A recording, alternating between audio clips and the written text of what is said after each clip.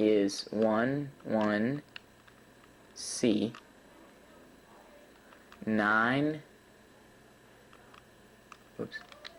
956, and then the code for source slot is 18, and then the last three digits for Roxas dual wield is 323, and the last three digits are going to vary. That's the character that you're going to put in source slot. Okay, so that's Roxas dual wield. That's showing you how many codes. There might be more than one in some cases. Okay, what you're going to do is you're going to press X to highlight Roxas dual wield. That's the code that you want to enter in the game right now. And as you can see, the well, it must be on, should be highlighted. If it's not, it's okay, because it should automatically get on. But if it doesn't manually highlight it, I didn't have a problem with it before. But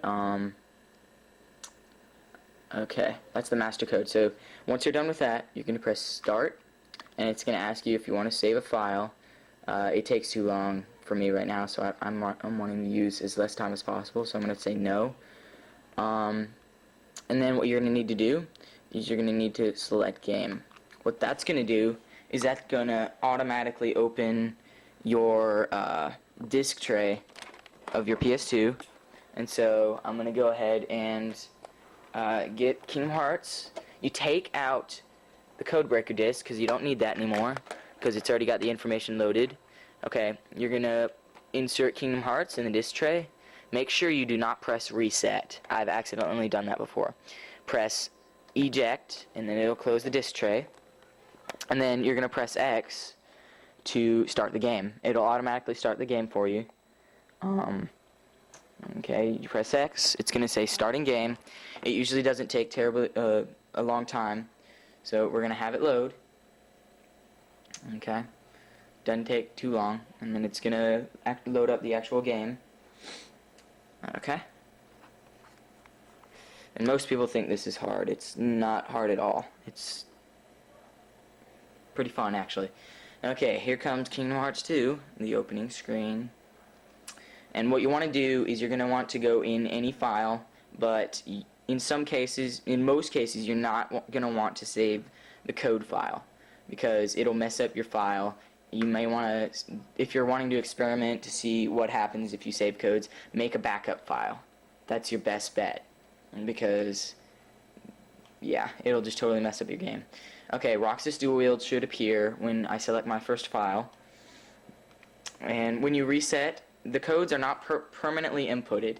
When you reset and you play the game, they won't be there. The game will automatically release its original code. So we're going to go to my file 1. I'm in the world that never was right now.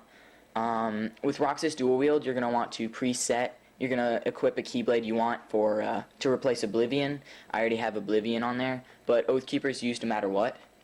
Okay, right now, Roxas, you can't hear it right now, but he doesn't have his voice. I'll actually put on the PS2 audio right now.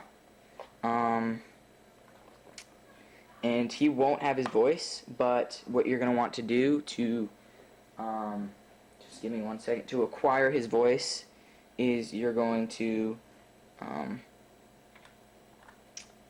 want to go into Bill Wicks in between.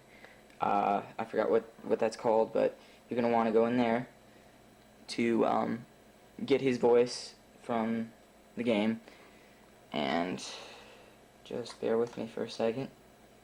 Trying to... Okay.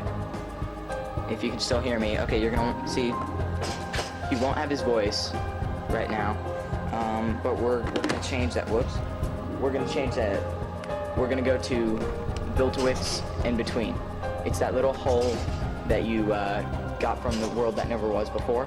And this also works with Riku as well. If you're trying to put Riku in your potty, that'll work as well.